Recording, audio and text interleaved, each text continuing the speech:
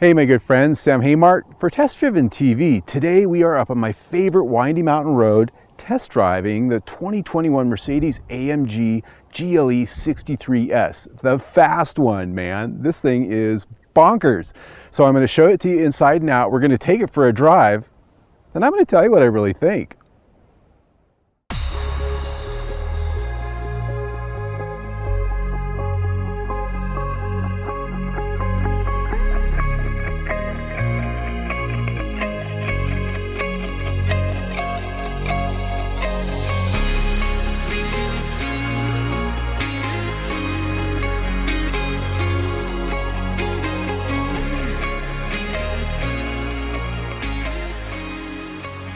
Before we get out on the test drive, we're going to talk about styling just a little bit because I think I have one message to convey here aside the details, and that is I think this is the best looking GLE yet. So much better than the last generation, and that's just my opinion. I think Mercedes-Benz is getting into a good place in their design language across the model lines, and here especially, I think there's good execution, there's a good message, good massing, the whole nine. But let's look at the front. AMG has a very specific look, a larger grille, big fins, that big Mercedes-Benz star. Look at that thing, it's huge. I'd wear that around my neck if I could. I would, totally. Next to that, of course, AMG logo, but look at the lower jowls. It's got jowls. On each side, right and left, you've got big air inlets for the intercooler heat exchangers, and well, you need those because we've got twin turbos for the V8. And coming around the corner, the high performance message continues with a nice wheel lip molding on the front and the rear, a rocker down the bottom that sort of adds a little bit of gravity to the bottom and the width of the vehicle. Wheels on this one, optional 22-inch AMG. Very nice look, I think. They're kind of pricey though, but looking through them, you can see nice big brakes. Look at those. Red calipers, 16-inch rotors at the front. Those are massive. And at the back, 14.6. And they're needed because this thing weighs a lot. Now let's turn it around a little bit and look at the rear three-quarter view. Look at this. This thing looks dead sexy back here, especially with the AMG bodywork, that nice wide planted look. I think this really looks so much better than the last generation GLE. Those thin, slim tail lamps, the way the angles all blend together in a nice way. They don't have any disruptive elements that don't look like they fit in like the last generation, in my opinion. This is just a nicely packaged overall shape, well executed, I think. And when you add in the AMG night package, which means the black trim around the windows, the nice gloss black trim down on that lower rocker. And as we look at the rear fascia, look at those exhaust pipes, big black chrome exhaust tips. And with the AMG exhaust, not only do they look good, they sound good. And we'll get to that here in just a few minutes. Sitting in the cabin, the first thing I've got to say is very much like the exterior when we talked about it, is there is just too much to list here. Suffice to say, this one's got all the shit on it, and I mean that in the nicest way possible. If you look at the features list for this vehicle, it is the full boat of what's available out there in terms of infotainment, luxury, comfort, the whole nine. I'm looking at the big flat glass panel that you start to see in a lot of the top-end Mercedes-Benz models that has two large digital screens. And when they first came out with this, they tended to float out by themselves and look like they were just pasted onto the dash.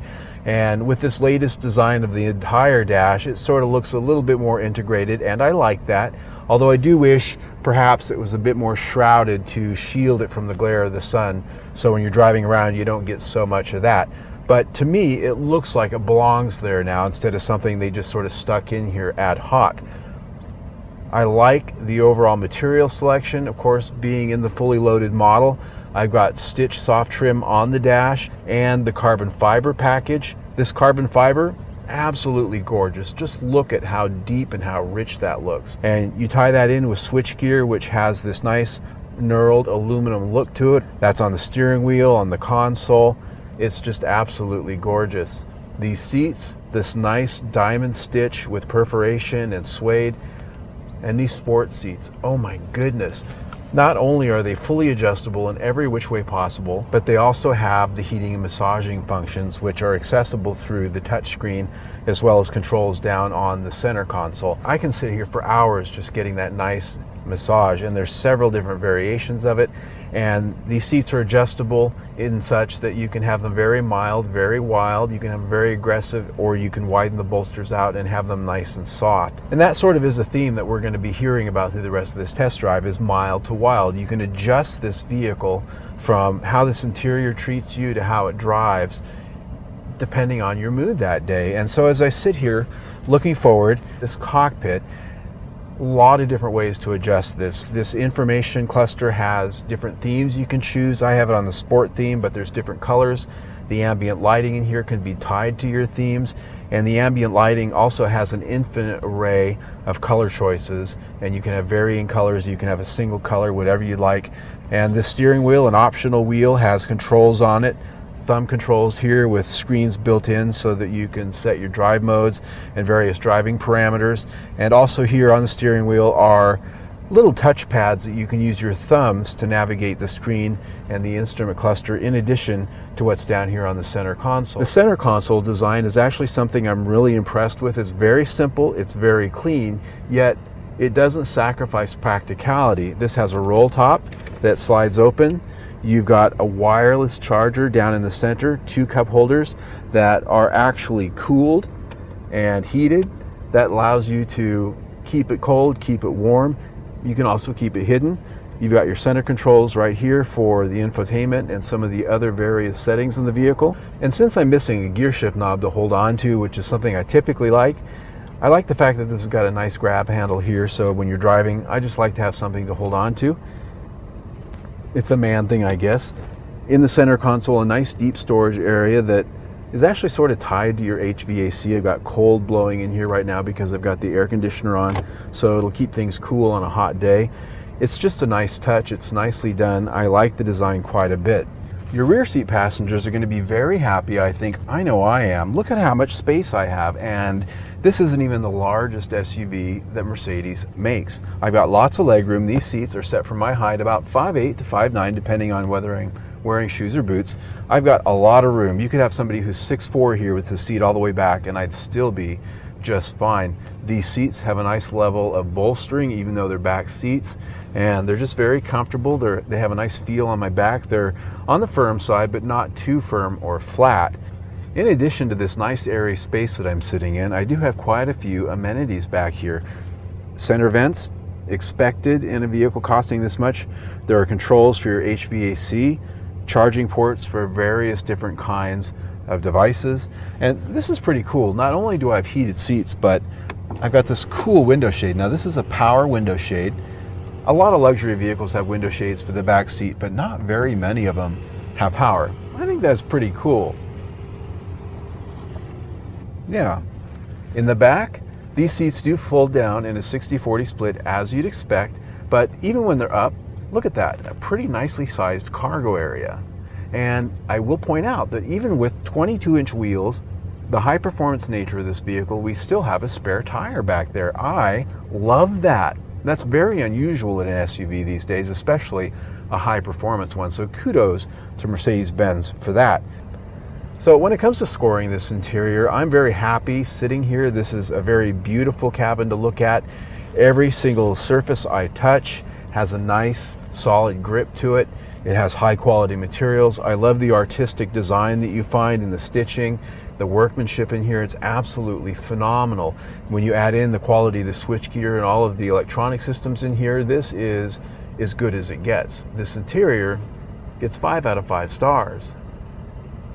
As we look at the infotainment center, you've got a large screen. We have the Burmester audio system in here, which sounds absolutely phenomenal no matter what media you're using. I like the fact that you can control it with controls here as well as a touchscreen and on the steering wheel. I will say that I miss the fact that there is no volume and tuning knob, but because the other controls do work so well, and I like the way the menus are laid out, this video just simply isn't long enough for me to go into all the features that this offers. Suffice it to say, it's got everything that there is to have. just about. It's got awesome sound. Really, the only complaint that I have about it is the fact that it's lacking a volume and a tuning knob, which is the most intuitive way to turn up and down and to tune stations.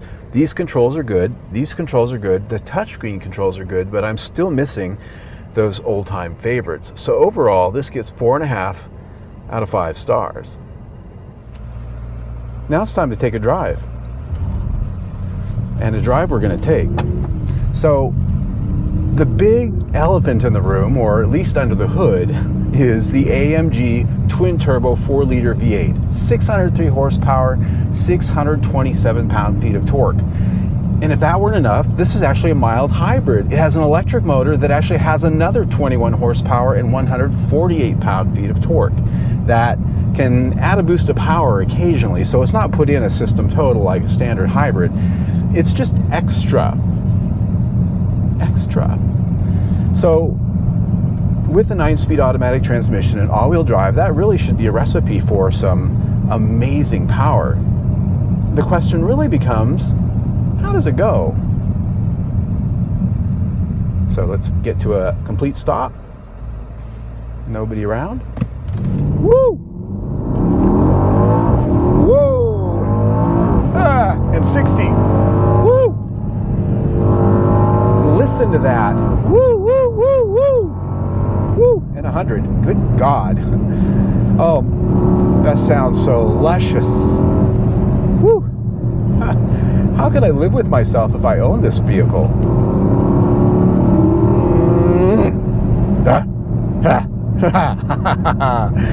Okay.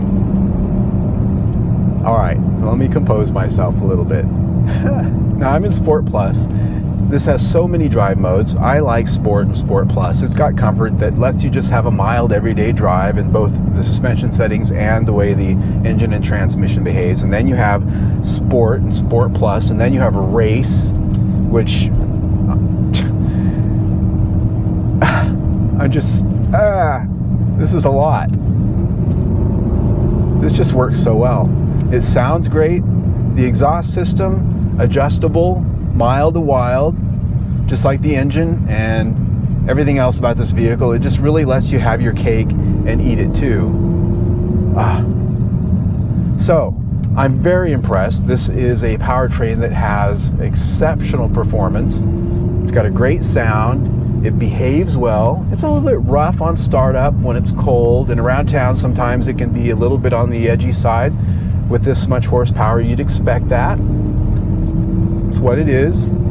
Fuel efficiency, it's rated at 15 city, 19 highway, and 16 MPG combined. So even with a mild hybrid system, yeah, you know, it's a little bit on the thirsty side. During my week with it, I actually accomplished 15 MPG, and that's playing with the power a little bit, having some fun with it. Oh, did you catch that? Automatic revving downshifts. I could totally live with this.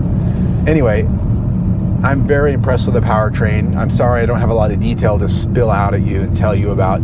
It's on the graphics. I'm driving, you see, on a windy mountain road. So powertrain gets 4.5 out of 5 stars.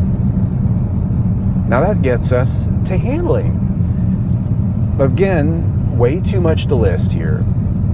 I think the big news is that we have the AMG variation of the Airmatic air suspension, active body control, and basically what that means is it counteracts body roll when you go into a curve. In fact, it almost kind of gives you the opposite of body roll, which is a little bit creepy if I'm honest. Something this big and tall, not really at all leaning into corners, but that makes it feel terribly nimble and tossable even though we're in the neighborhood of 5,000 pounds. The steering's very tight and precise. These brakes obviously work exceptionally well.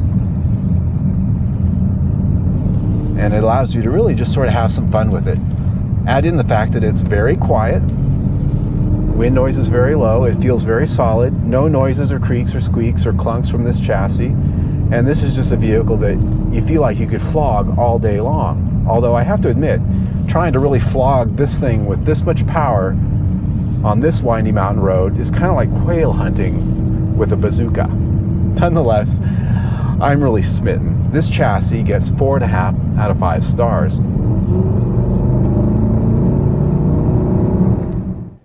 All right, my friends, the last thing I like to put a score on is value. Value. How do we put a value score on a $100,000 plus luxury high performance SUV? Well, I'm going to try, okay? So let's put up all the metrics there. This thing I think is actually a pretty good value. I think that goes without saying. The graphic says it all. Base price, option price, they're kind of squeezing every dollar out of you if I'm being modest, but it's a luxury high-performance SUV. If you look at BMW and Range Rover, they're going to do the same thing to you. I think BMW tends to be the worst, Porsche even, when it really comes to nickel and diming you or Benjamining you on those options. But here, I put this at a total value score of 4.5 stars. I think it's pretty solid, right? Performance, check. Quality, check.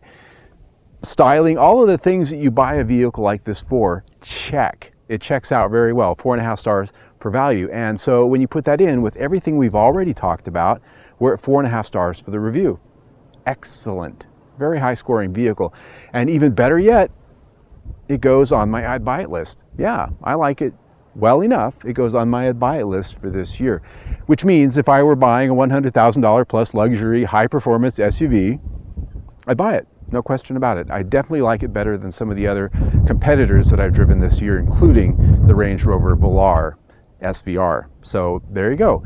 If you like the review you just saw, please click here, say my latest one, or better yet, click down there and subscribe to my YouTube channel. Either way, stay tuned.